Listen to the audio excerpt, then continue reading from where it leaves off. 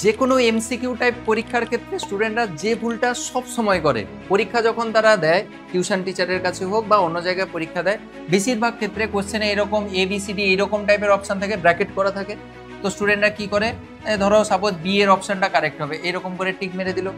এরপরে যখন পরীক্ষার খাতাটা সাবমিট করতে যায় তার মনে হলো যে না, বিটা তো ভুল ছিল, সিটা মনে অপশনটা ঠিক, তখন এটাকে এরকম ক্রস করে সিটাকে টিক মেরে দেয়।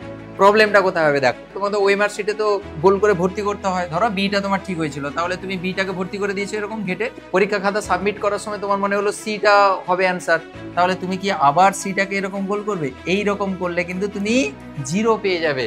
সুতরাং প্রথম থেকে যখনই প্র্যাকটিস করবে, টিউশন টিচারকে রিকোয়েস্ট করবে স্যার যেন এইরকম অপশন না দেন, কিংবা এইরকম এ বি এরকম ডট করে যেন না অপশন দেন। স্যারকে রিকোয়েস্ট করবে স্যার এইটার জাস্ট একটু ঘুরিয়ে দিন, দিয়ে ওইখানে এরকম করে ঘুরিয়ে দাও।